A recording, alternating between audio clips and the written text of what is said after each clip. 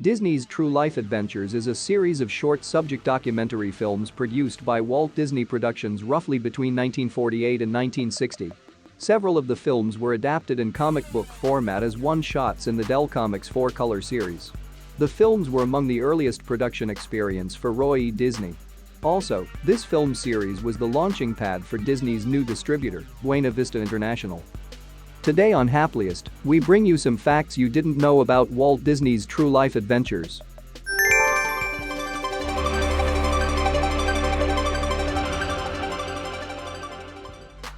When Walt Disney was making Bambi, he knew he had to take a different approach. The animals talked and had personalities, but weren't traditionally human. Instead, he was going for a more naturalistic approach. These characters had to move and behave like actual animals. And the way he was able to accomplish this lofty goal was to bring actual animals into the studio and have the animators study their behavior up close, as well as screen footage of real-life woodland creatures. It was an inspirational moment, not just for the animators, but for Walt, too. As they watched the footage, they began putting words in the mouths of the animals. Walt realized how powerful a film made with real-life animals could be. It was this experience that would end up as the inspiration for his next venture, originating the modern nature film. Walt soon met Alfred and Elma Millett, a husband and wife photography team in Alaska. Alfred claims that Walt called him and told him to photograph everything that moved. Like mining, fishing, building roads, the development of Alaska. The idea was that the film would tell a story about America's last real frontier. But when Walt saw the footage, he thought it was too boring. He wanted more animals. Alfred suggested shooting more seals. The husband and wife team continued to shoot. In 1947, Walt visited Alaska himself, and a year later the footage had been edited, considerably condensed, and titled Seal Island had finally arrived. RKO, who was distributing Disney's films at the time, didn't know what to do with the film.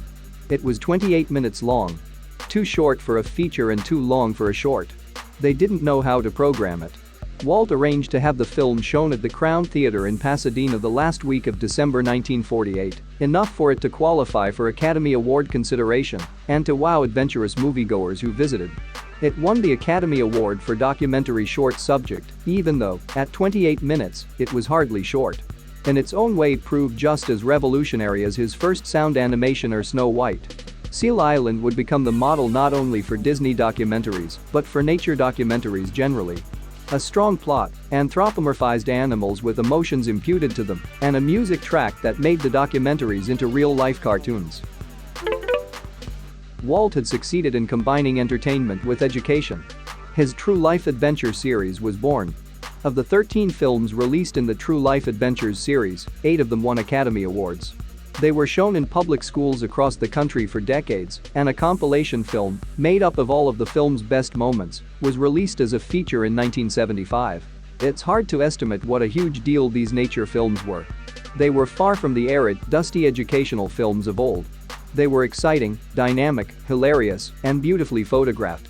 One of Walt's greatest gifts was being able to identify what part of an elaborate narrative would make the best through line. And so he and his talented team were able to comb through hours of footage and make something simple enough to easily follow, yet stirring enough to be inspirational and profound.